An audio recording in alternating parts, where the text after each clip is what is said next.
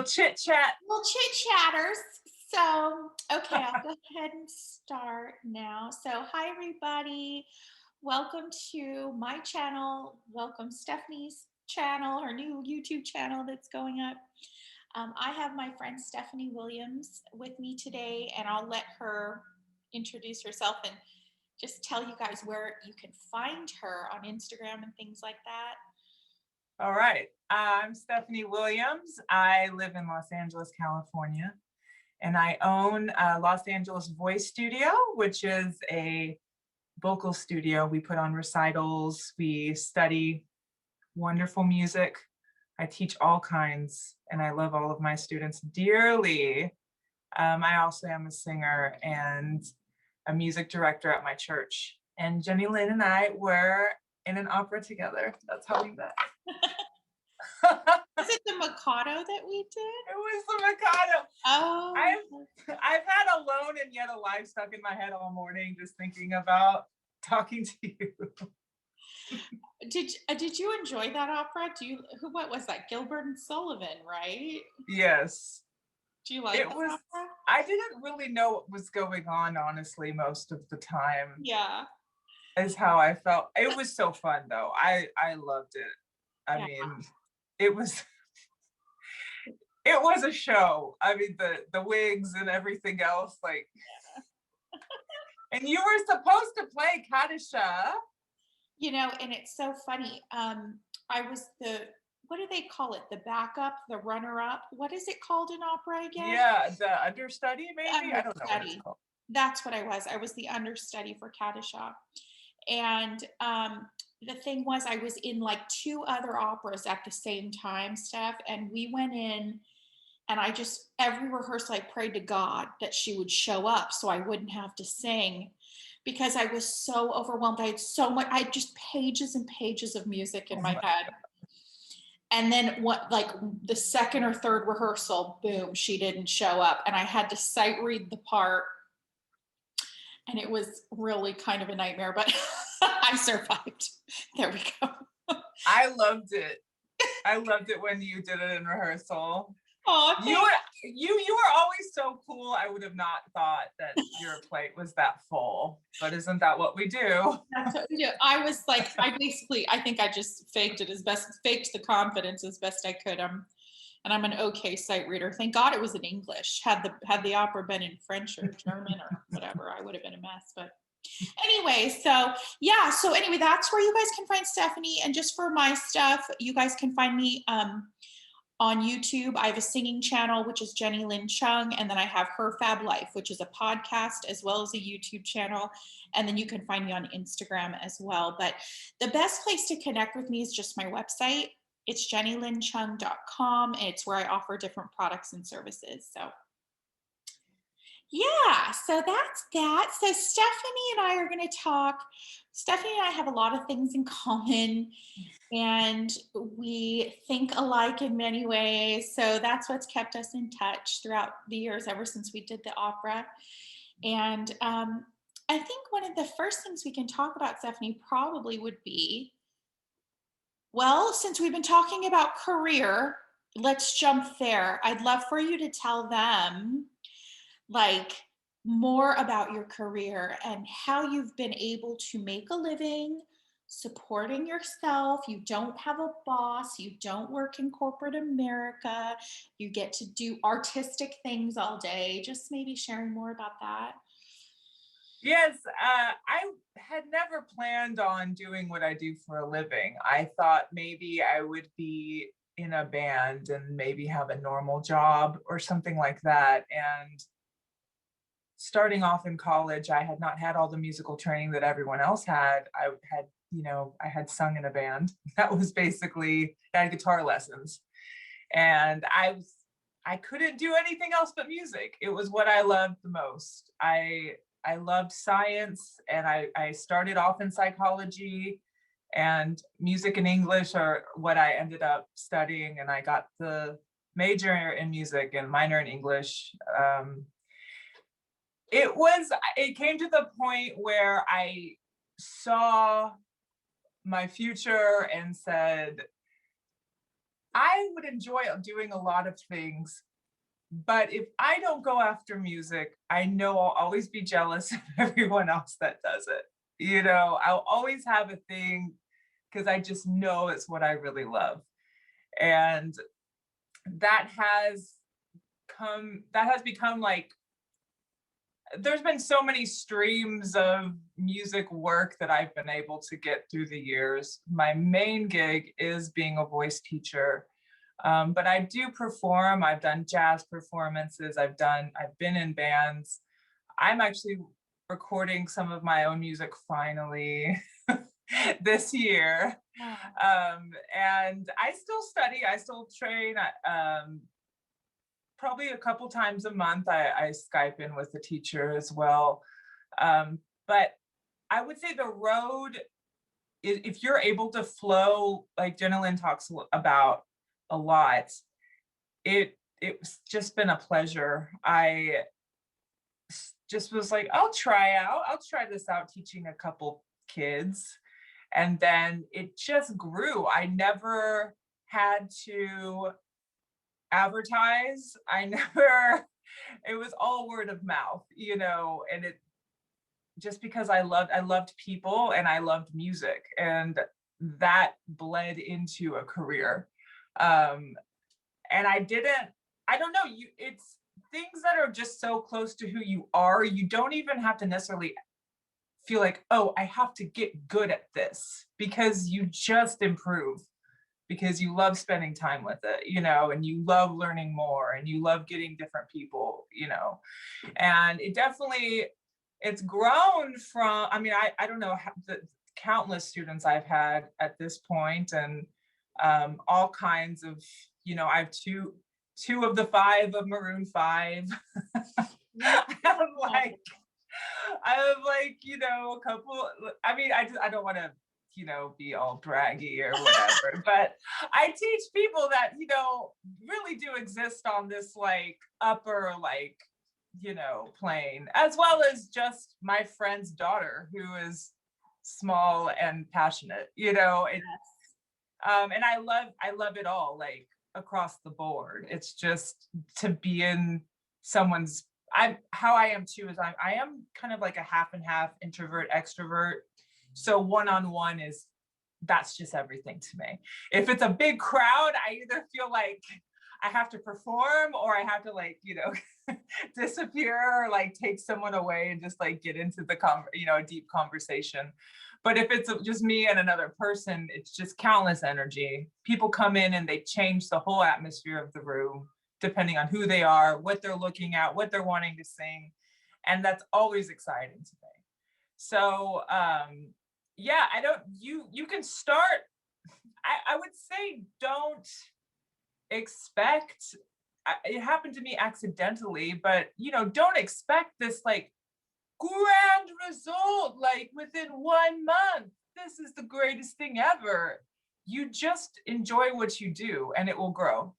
That is the best thing I could say. And sincerely do it, sincerely enjoy it, and then be open to what comes your way, So yeah, I would encourage everybody to do it. And there's been times I had to do a side hustle, or, especially I remember in 2009, if you remember, when the recession hit, there was so much fear, and I lost 9 students in 1 month, which was a lot.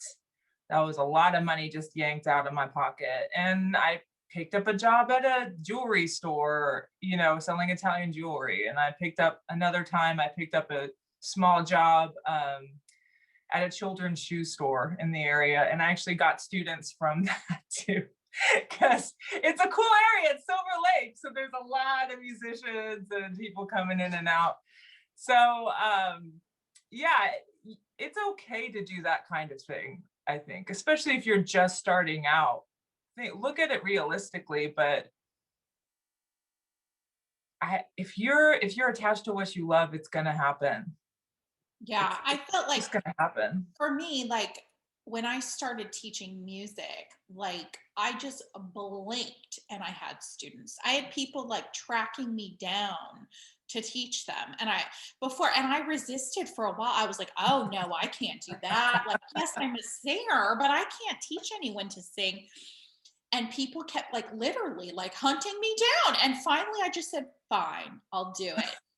And I remember the first lesson I taught these two sweet little girls that lived in Laguna Beach, California.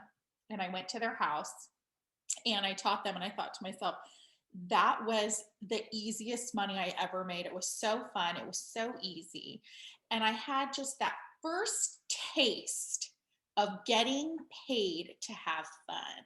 Yeah. The first taste of it, because now I have been paid to be a singer. I've been a professional singer and paid since I was a kid, but I mean outside of just singing. Like that was the first time I had to like put like something together besides singing and get paid. And so I was already learning. God was teaching me that there were ways to make money that were in alignment with my gifts, my talents, my joy, and that he would bring to me, as long as it was meant for me, he was going to bring it to me. And I don't know if you've ever felt that way, Stephanie, like you sort of realize there's something bigger at play that's pulling these clients or students or sales, whatever a person might be doing.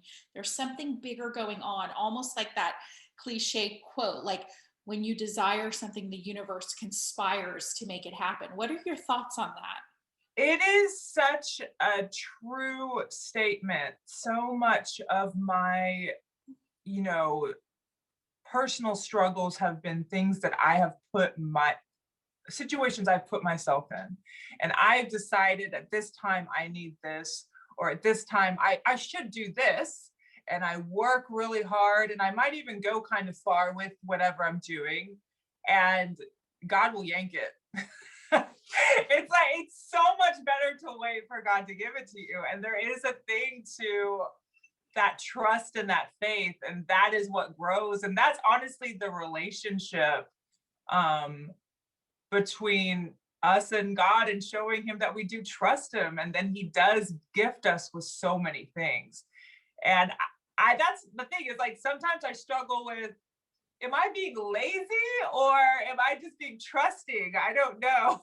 Like, because so many times though, I'm a doer and I'll go and I'll like, yeah, I can make this happen. I'm gonna like put all these flyers out. Or one time I was, I was in a band with people I shouldn't have been in. This was right out of college, and it just wasn't a healthy environment. And we had basically within a month, like Capitol Records was trying to talk to us and everything else. And I was like, yes. But the whole time I felt this discomfort within. And I was like, no, but see, it's happening. So this is just like approved. And yeah, it was yanked. I mean, within a week, everything just came crashing down. And now I know it's so much, I mean, hindsight always, there's pain that comes along with living like that, with even being patient and putting some things on hold because it's just not the right time. There is pain that comes with that, but nothing as painful as when you're exhausted yourself going after something, and then it's just like, this is not the right time, and it, and you're just like, no. But everything beautiful and wonderful and balanced and easy has been just given to me. That is, and you can work hard for that. Like, I advocate for my students, and what I mean? I'm invested, but that doesn't take anything out of me at all. It's so reciprocal. I know all of these beautiful families and have friends that I taught when they were kids and now they're adults, family. And that's been a huge gift. And that's something that you don't think you get your job and that's what you get. You get an entire family of people, which is so special. Yes, I've taught like a family of 5 before. Yeah. So, and I think, Stephanie, what do you have any thoughts about the courage to charge what you're worth? I'm not going to like tell everyone how much you make, but just for everyone to like, Stephanie makes over $100 an hour. So we can just leave it there. What the courage to charge what you're worth, how you got there, and maybe how you're even still working on that, like in terms Right. of really valuing yourself. That's been very hard because I wasn't raised with a lot of money, and it's easy for me to do charity stuff.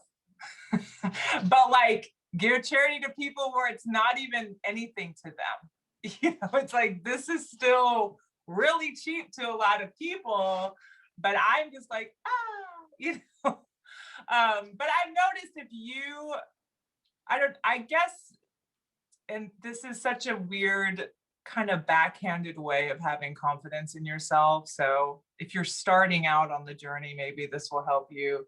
I'm always like, wow, there's so many idiots that don't know what they're talking about, making so much more money than me. Right. Like, what in the world is this? Like, I'll watch some, vocal coaches comment on stuff, and I'm like, this person is like charging like 3 times as much as me for an hour. I have a way better clientele. You know what I mean? Like, and they put themselves out there. So it's like, why don't I get a little part of that? And, and then you do have more room. If you yourself are stable, you do have more room to give. Yes. And you do have more, like, I had time in 2019 for a whole year, one day a week, I would go and work with girls that were in a kind of a transitional home, these teenage girls.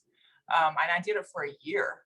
And it's because I started charging more and I had a little bit more time. Yeah. And, and it's not like if anybody came and they were just wonderful and everything went crashing in their life, if you're still stable, you could still work things out. You know what I mean? It's like, we'll figure out a schedule, like, don't worry, but you notice that it happens for people, and people will, once they value you and what you give them, they don't go anywhere, but yeah, it is a lot. I mean, it is true. Sometimes, like, when I get a random text from someone and they're like, I'm interested in lessons, and I'm like, okay. It's almost like just writing the number and sending it. I just have to do it. I'm just like, they're gonna accept that or they're not. I have a philosophy that most business owners, like small business owners, should be charging probably double what they charge. And I have had to work through that myself. Like, what I try to do is I just look at what is the general rate of things. And there's always going to be a range, like for a qualified, professional, educated voice teacher, the range is somewhere between 100 and maybe 300, 400 an hour, maybe more. There's probably people on YouTube that charge like 500 an hour or more. Right. So there's a range there. And for me, what I really try to do is work my skill set, my confidence, and my ability to really, deliver, so that I can charge at the higher end range of the things that I'm doing. And that takes tremendous confidence. But I've noticed that the more I charge, the better results the people that work with me get. I've seen that they show up so ready to go. They show up having, practiced things, reviewed things all week. They value their time. They value your time. You just get such a different clientele when you do this. And I learned this from one of my family members who had a floral business. And she goes, it's so weird, but ever since I upped my fees, she's like, the type of brides I get are so much higher level. They're so much more respectful. They're so much more excited about my work. And she goes, and the truth is, I'm not really doing anything all that different. I just raised my fees. So it communicates something. And so, yeah, my philosophy is that most business owners should be charging double and maybe triple. People will come up with a package, like maybe an online course. The odds are you probably should be charging double or triple than you are. Right. But that takes time to work up to. And you have to, in a sense, manifest that. You have to stay very focused on it, and you have to manifest that. I remember when I first moved up beyond 100 an hour, and I was like shaking in my boots to charge that. And it's so true. For the right clientele, it's nothing. I've had people say to me, the truth is, Jenny, you're worth more than that. Like, honestly, I think I'm getting a break. And they were right. Mm-hmm. They were right, because what I was giving and delivering on a one-on-one basis was so special. I think too, like, people don't understand how much focus and love and intensity it is to work one-on-one. It got to a point for me, I don't know if you feel this way, I had to limit the amount of girls I was working with, because I can't do 20 clients a week anymore. I used to be able to when I was like in my, younger years. Mm-hmm. I could pull like 20 hours a week. I can't even barely do, the most I can do now is 5 to 10 hours a week. And that's a lot for me. So it's almost like, as you become more in demand and you're able to retain your clients and you're able to offer, double the value they're paying, you literally have no choice Mm-hmm. but to keep upping your prices and allowing people to walk away that maybe it's not, sometimes they think you're worth it, they just don't know how to manifest that yet. Right. And I use those words with my clients. I'm like, you need to manifest this money, because this should not be super difficult for you. I don't want you like starving to pay for, one-on-one sessions. Like, if and I even tell sometimes my younger girls, I'm like, ask your dad, Yeah. ask your uncle, ask your rich uncle to pay for you. Like, don't be afraid to ask for help. Like, there's a lot of people who can be funded by sources so that they can get the type of training and help that they want in whatever category, whether that's coaching, lessons, something for fitness, like whatever it is they're into. So it takes a lot of courage, and it's a full life level up to keep Mm-hmm. charging what you're worth. And it is definitely, kind of what you were saying. It is a quality over quantity. That's what's happening when you do charge what you're worth. Because if you have less students, the hour that you have to spend, you know exactly where all of your students are, you know where they are emotionally, mentally, and then singing, and then where they're going. Yeah. You have that deeper connection that's important. And when you're just having tons and tons of students in, you're not giving them, you're charging less because you're only able to give a little less. And I think that's okay when you're kind of learning your groove, if you're starting out and you're trying to figure out if it's something you like. And then you're like, okay, I'm not going to do the full price, but I'm going to see. That's fine, but really limit that season if it turns into something you like. Because otherwise you're going to end up maybe 10 years down the line. I'm also all of a sudden like, why am I charging this? And it's not, as artists, I studied in college, you studied in college, you studied before college, and how much we paid in lessons and time. Yeah. I mean, I don't want to, keep it, I guess, like keep the price down for everybody else that's done the same. We invested a lot into it. And if there's great teachers that are just giving their things out just like it's nothing, it's not really fair to the rest of the kind of like stellar teachers out there. Mm-hmm. Because you should, it helps the whole thing you love. It helps music industry, like getting people excellent. Like, I love music, it's just a beautiful language, and like getting people to this extra level of like excellence makes the world better, in my opinion.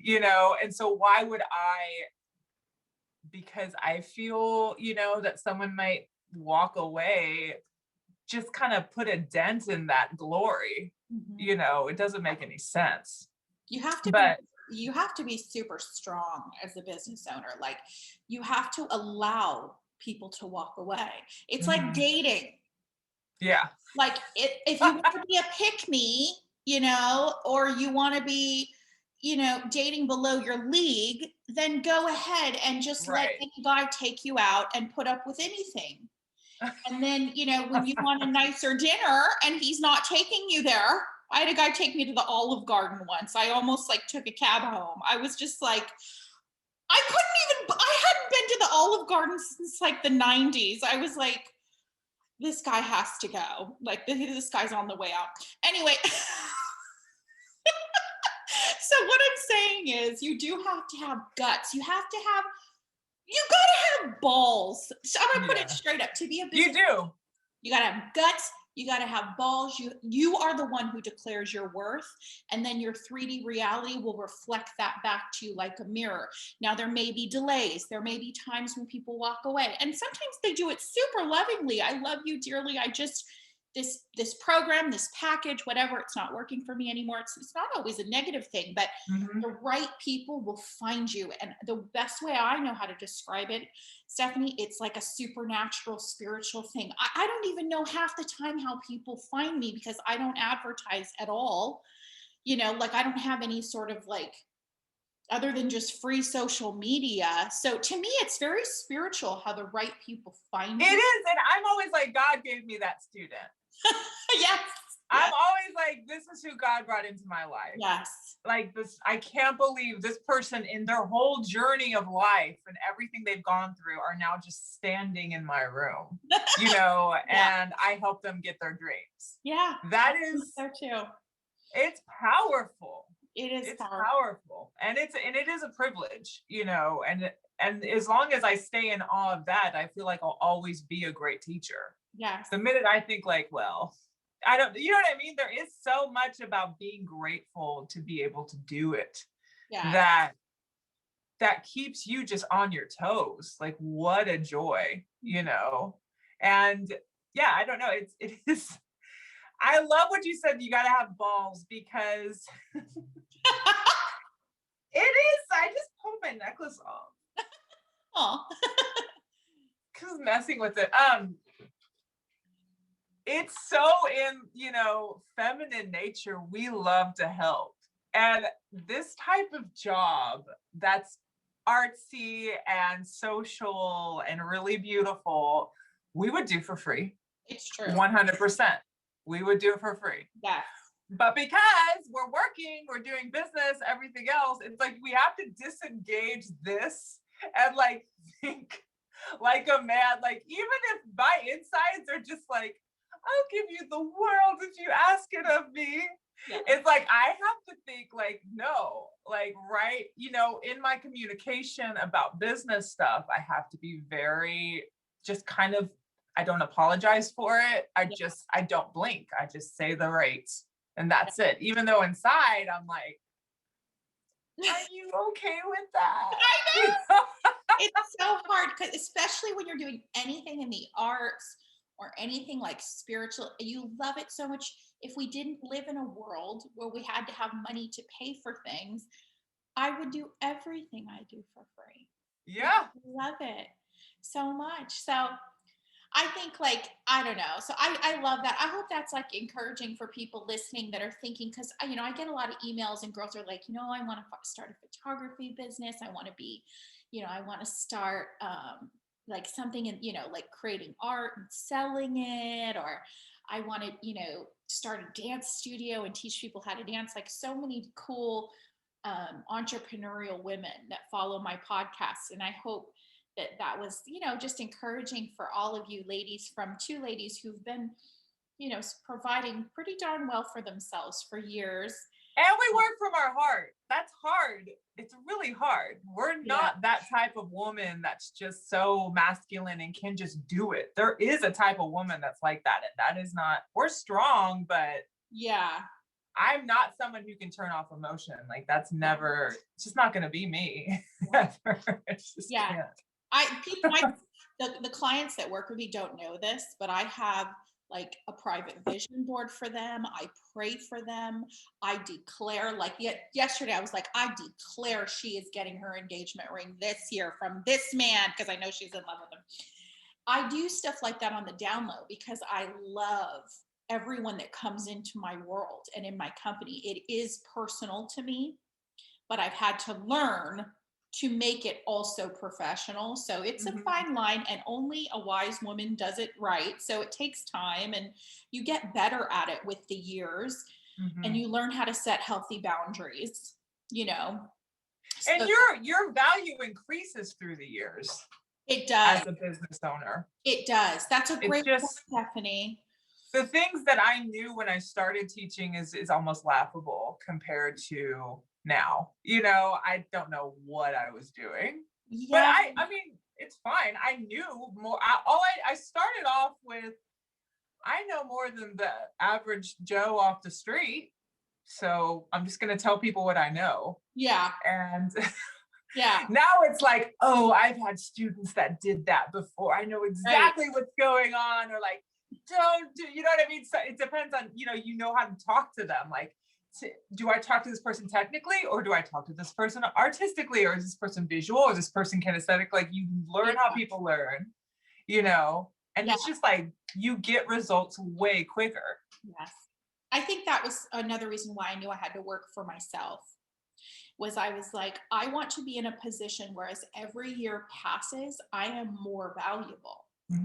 It's not like in corporate America where they're like trying to usher you out before you hit your retirement because they don't consider you worth the money they're paying you anymore.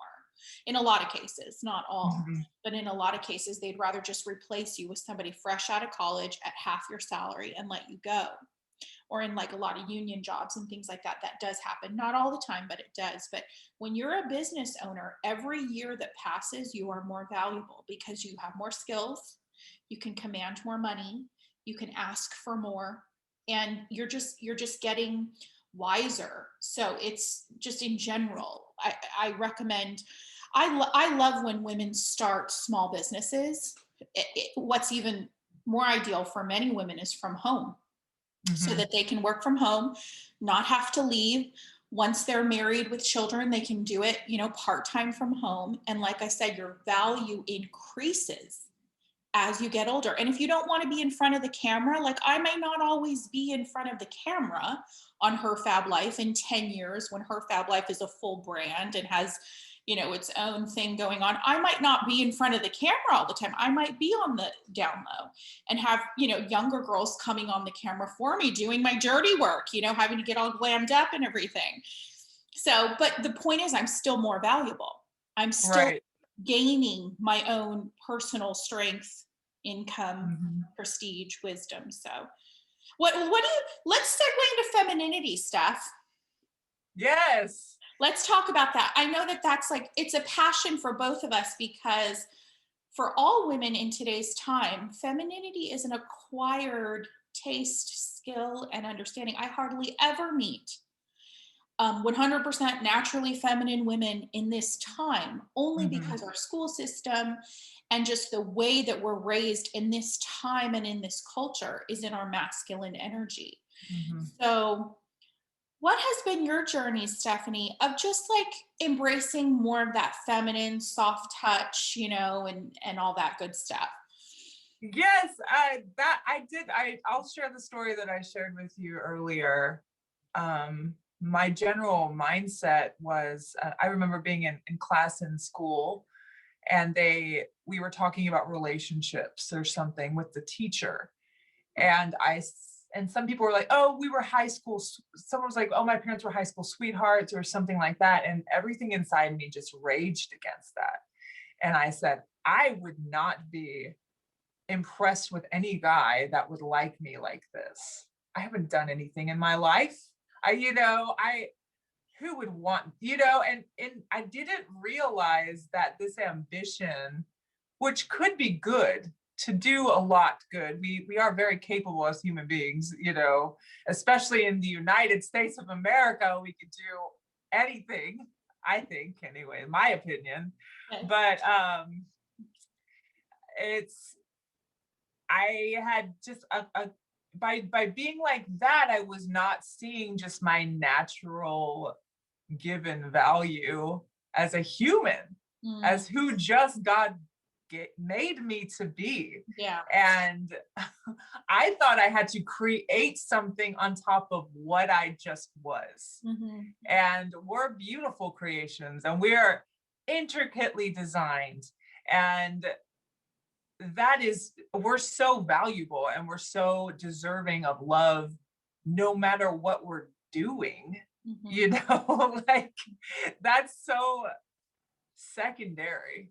You know, in fact, I think jobs should reflect who you are made to be. And that's also a journey. You know, there was a lot of healing that had to happen in my life and still is happening. It's not like, oh, you know, I woke up tomorrow and I'm just perfect. But really understanding, wow, it's really neat that I have these interests. And it's really neat that when I talk to people, this is the effect I have on them. And living this life of gratitude to who you naturally are, and embracing, like, I just had to stop trying to go toe to toe with all the men. That's what I would do. And it wasn't, I mean, it was beyond, oh, I want to do something and then impress a guy and then he'll want me. It was, oh, I'm going to show you I can do it better than you, you know, or I can do this, you know, and oh, I'm not going to be impressed by that. And so where I didn't even value guys that were interested in me, which is not fair. And it's completely wrong. That's the guy you want. It's like, I only want the guy I have to really work for. What is that? That's completely the reversal of how things should be. You know, and learning to ask, that was a big thing. I'm still, you know, I never relied on anybody. I never got help from people. You know, I threw out my back moving. You know, when I first moved to LA by myself, I moved myself twice. Oh gosh. I hurt my back because I just wouldn't ask for help. And that was it was pride, but also that was a hidden worthless feeling on my end. Because I felt like, why should I don't need to ask for, I need to prove that I can do it myself. But why? People wanted to help. They loved me. You know, I loved them, they loved me. People like to help, and you're actually robbing people of that like relational aspect by not asking to help. And yeah, like learning to be feminine and really receive, that's a big thing. Just let it come to you. Yes. My voice teacher one time in college, Carol Neblett, she's an amazing diva, awesome. She said, don't sing like this. Don't sing, you're not going to the audience. You want to sing like this so that people move into you. And it is like, that is so applicable to so many things in life. And even just sitting, even conversation with men, for instance, it's like just listening. It makes them more interested in you, which is like, this is great. I don't have to like throw in a story about myself, like hoping he's interested every single time he makes a comment on something. You know? It's like, you can be at peace and be still, you know. And I'm a like loud woman, you know, I work on it. I work on that. I mean, if I get excited, I'm literally yelling, and that's just, you know, I'm from an Italian family. I grew up in Texas. It is a part of me. I have a loud voice, but it's like, just calm down, you know. Yeah. Now I at least know to like warn people right when I'm about to explode if they tell me some good news or whatever, how many streams they got, or, you know. I'm like, ah! It'll be a grow, so I don't just immediately yell and terrify them. But I don't know. It is important to kind of understand what naturally works for you. And, I'm a woman and I love beautiful things around me.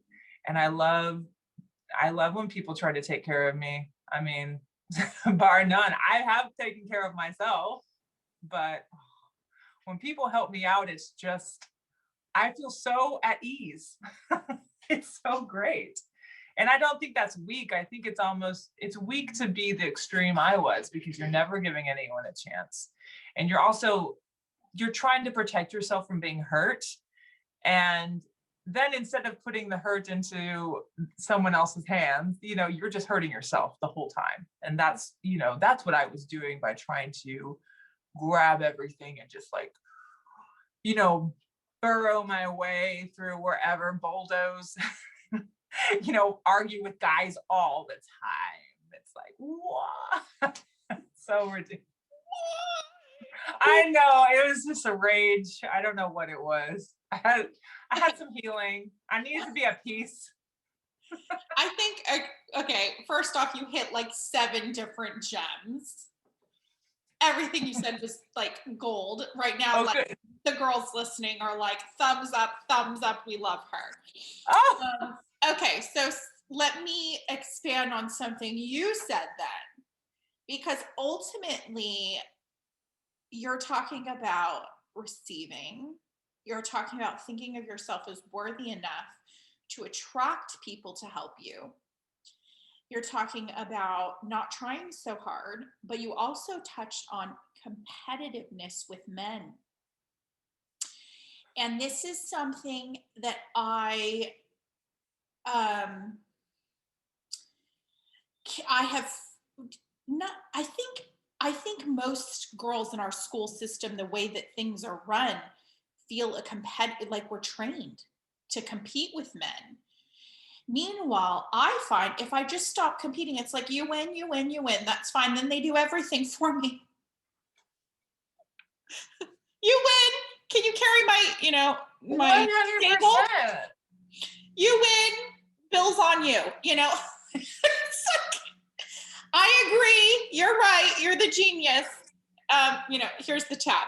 Like it's like I don't have the energy to be competitive, nor was I built that way. Like even my business, even everything I do, I don't do it from a competitive stance anymore. I've changed. I do it from a stance of creation, from a stance of creativity, from a stance of abundance. And I'm only competitive with myself. Right. Like, that's what I want to be competitive with, is like, how can I continue to improve myself? But there's nothing to compete. And I think that men and women bring different strengths to the table. And I've just really learned to respect men for the strengths that they built. They're so brilliant with so many things. Their attention span is just beyond. I feel like if women have like the type of concentration some men have, like we wouldn't. I don't know how I could do that. I can't do it. Like, yeah, they're brilliant. I am a big fan of men. Yeah, I love men. I mean, they're and also to go into competitiveness with women too is a very weird thing. It was weird because I never felt competitive with women. I always felt competitive with men. But it's like, I think, I would imagine that maybe women feel insecure about each other's strengths, and that's why they're competitive. And that was probably why I felt so like I was insecure, because I wasn't shining in the way that certain men did. Or, or I had to prove that I could do everything they could do too, which no, I couldn't. I mean, I'm not even physically as strong, and I'm a 6 foot tall woman. I'm telling you, like, just messing around in high school with guys that were like 5'5" or whatever, just wrestling or whatever, you just stupid and flirtatious, like they could take me out. I'm like, okay, I'm a strong woman, I'm an athlete, but this is crazy. You guys have just like this other thing that I do not understand. But I'm gonna propel you forward because you'll pull me along with you, you know. Yes. But yeah, the competitiveness with men is sad, and I think it might be a school thing. I don't. Maybe. All I know is that I feel that men are so kind to me, and the advice I give to women to have men be kind to you, things like you just find that they typically almost always open doors for you. You just find that, like, if you're at the supermarket, like I live in Manhattan, and you're stuck or something in the aisle, they're gonna move and be like, oh, I'm sorry. Like, just the little things, you guys. Like, Mhm. you just find that men always pay the bill for you on dates. You just find that men, just the little things, like, carry heavy things for you. And the best secret I know to that is not, I used to think it was like pretend to be a victim or helpless or like unable. And I've learned just being kind and being sweet and being respectful, men just go the whole distance for you, as long as you have that inner belief. And if this is an affirmation that women can do daily, it's just, I'm worth it. I'm Mhm. worthy. I'm worth it. I'm worthwhile. And just affirm that to yourself every day. Just tell yourself, I'm worthy. I'm worth it. I'm worthwhile. And treating men with kindness and respect and being sweet to men. They'll do Mhm. everything for you. You won't have to Mhm. lift a finger. And that's natural, because I'm sorry, as much of a go-getter as I was, I look forward most of being a mom and a wife, wife then mom, that order. That hits everybody, all women across the board. I'm just going to say it, bar none. That's what we want, and that's where we're gifted. We're gifted with our families, and men are gifted with just being able to freaking bring home the bacon. And there's nothing wrong with that. There's nothing weak about that. Yeah. It's nice, Yeah. They're supposed to have this. I think people talk about toxic masculinity, and they usually think about, they have an image of like Mad Men, where the guy is just, he's bringing home the bacon, but he's cheating on his wife left and right.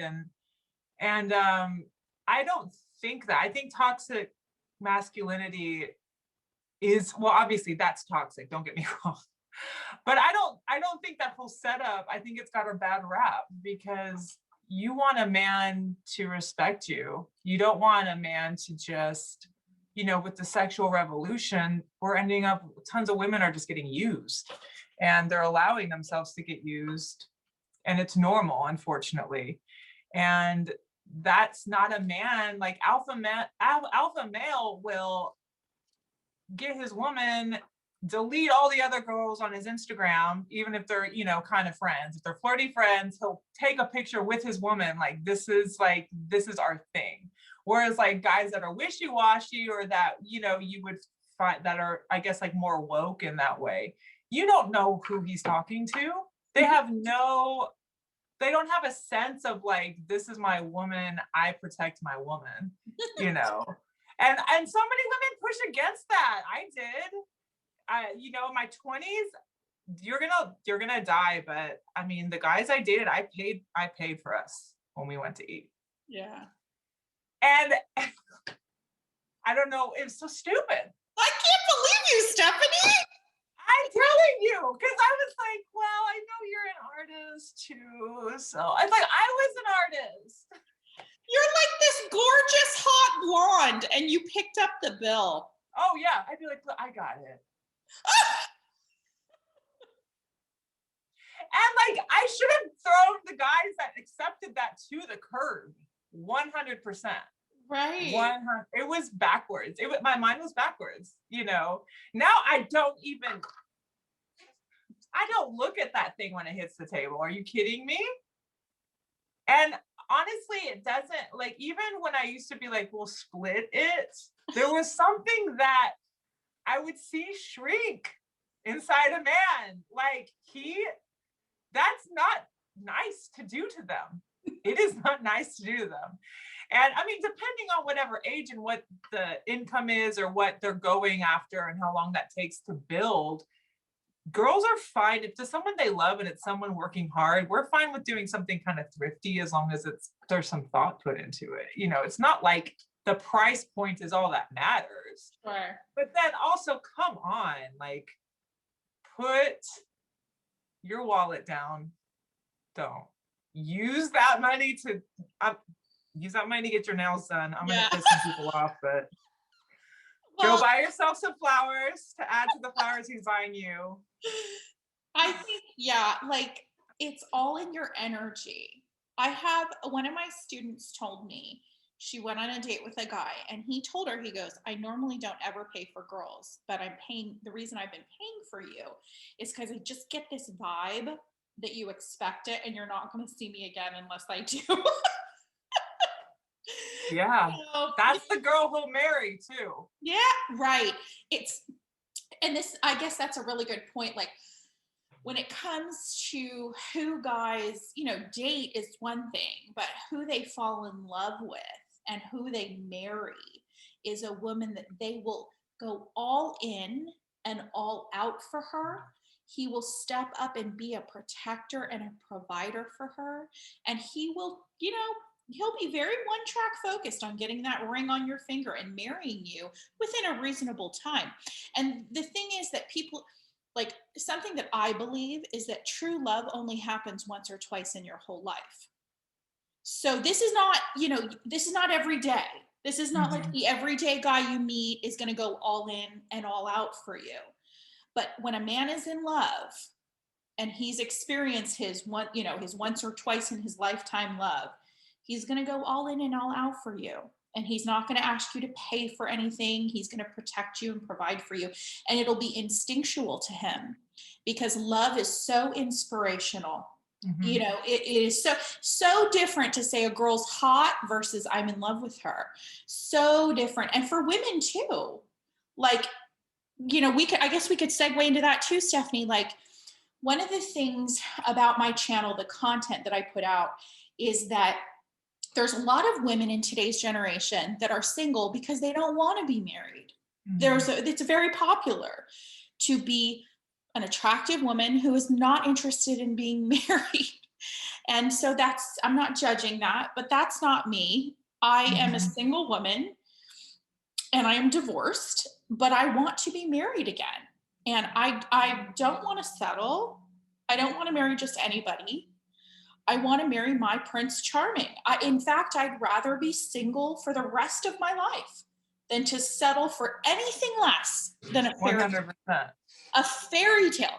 And in addition, on my end, what I plan to deliver is to give my husband the most beautiful life, the kind of life that he could never, ever even imagine, and the most beautiful family. So it's an equal exchange, but I think something that can be challenging for a lot of ladies is feeling a sense of like either self-judgment or maybe feeling embarrassed or humiliated or something, like when family brings up that you're still not married. Why didn't you just marry the last guy that wanted to marry you? Or why didn't you just settle for that guy, before that really liked you? And it's like, when you are, a beautiful woman, you've built your own career. Like, I mean, I don't work a lot, but I do have my own career. I can provide for myself and all of this stuff. It's like, I still, even though it's shifted, when I was younger, I needed a husband. That was why I got married the first time. I needed him. I needed him to pay my bills. I needed him to protect me. I needed him to do X, Y, and Z. But I'm in a very different position now at 40. I am going to choose a man that I want. That like nobody could ever steal me away from him, because he's the only one I want, and he's the one I'm in love with. He's the one I can see myself doing 40 to 50 years of marriage with, and building the kind of family that I love. So it's hard because you have to have balls. Last year I could have married a few different guys, and I was tempted, Stephanie.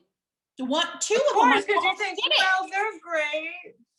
I was so tempted because I'm like, I don't want to be single anymore. I want to Yeah. be married. But I'm like, I can't do that to myself. Like, he has to be the one, my soulmate, or else I'd rather just be single. I will be fine. I will continue to provide for myself, live my life. I have a happy, full life. But it's like, this is what I encourage my girls to do, because I'm divorced. I know what it's like to be in a marriage that is not with your soulmate. Hmm.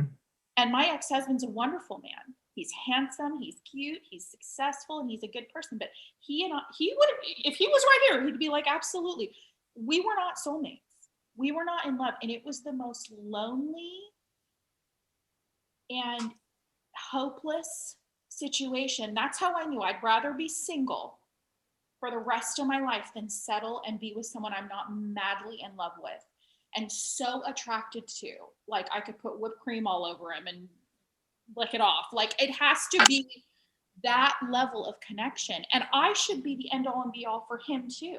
Right. I should be for whatever reason, I am just his dream girl. Like, I'm the most beautiful woman that he could ever imagine being with, inside and out. So it's challenging. It takes guts. Otherwise, you can settle. And Stefan Lavoisier, who's a love expert, he's a Christian guy, and he talks about love, essentially. And he says that he believes most people are in loveless, totally disconnected marriages. Most. And they are empty and heartbroken and feeling stuck. He recommends, if you're in that situation, to get out, because it's not worth like wasting your one and only life. But I will have to say that learning from him, it brought into me a deeper conviction of like, this is why I got a divorce. I stand by it. It was the most self-loving thing I could have done.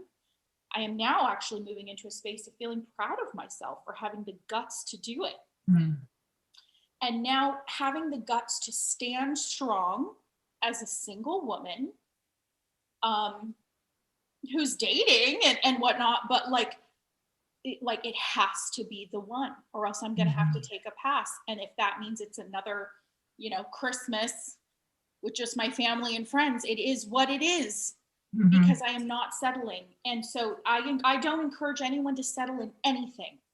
Go all the way. Go all the way. Have the dream fairy tale marriage. Have the dream fairy tale career, or no career at all if you don't want to. That's fine. Have your dream beauty, whatever that is for you, feeling gorgeous and beautiful and stunning. Like, have your dream health, whatever that is for you.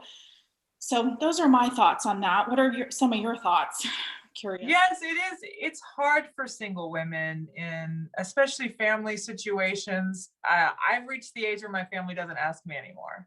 They used to ask me every Christmas, "Who do you have a boyfriend? Who are you dating?" And they don't even ask me anymore.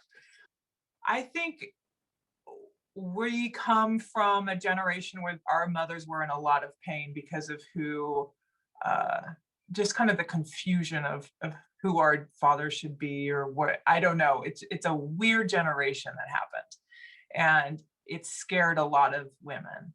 I feel like I've been through, 3 divorces, or you know what I mean, because of what happened with my parents and everything else, even though I've never been personally divorced, and it's terrifying.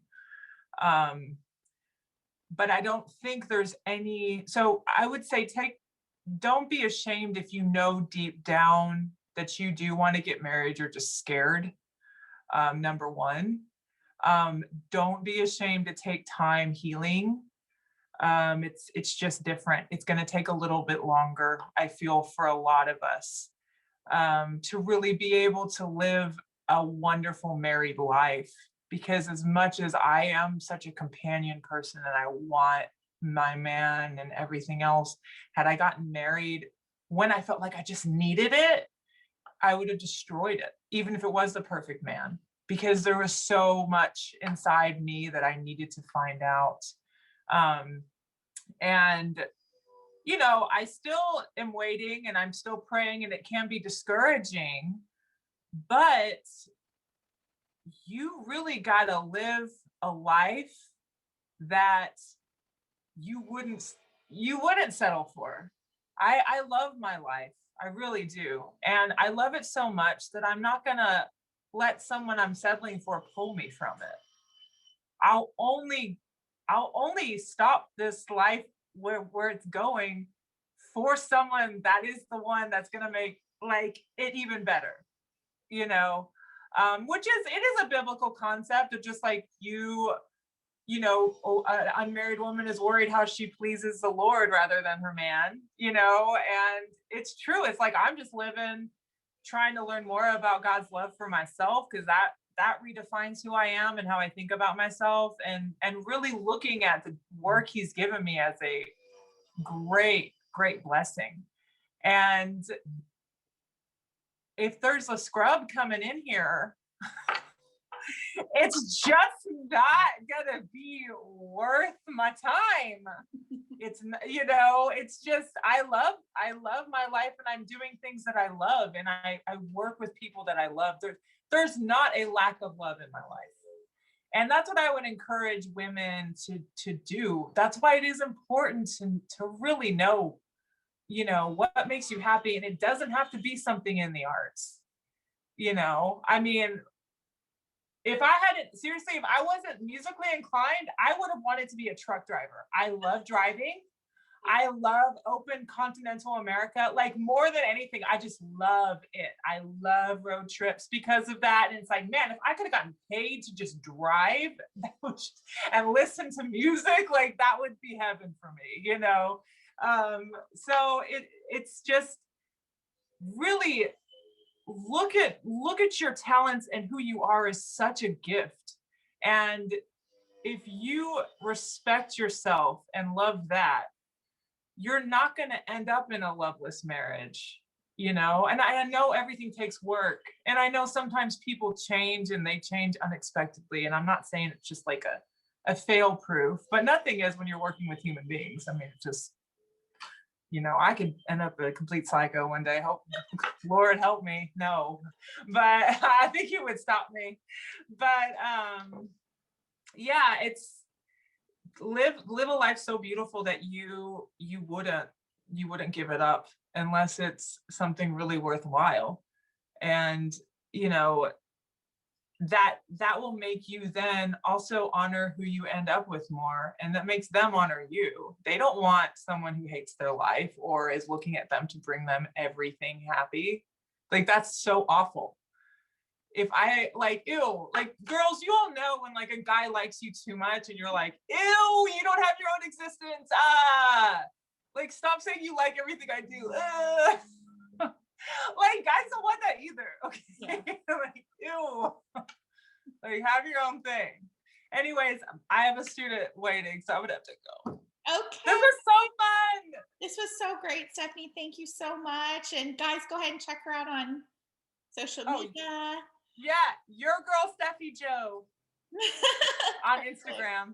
Okay, perfect. I'm friends with anyone on it, so. Bye, Stephanie. Thank you so much. Bye.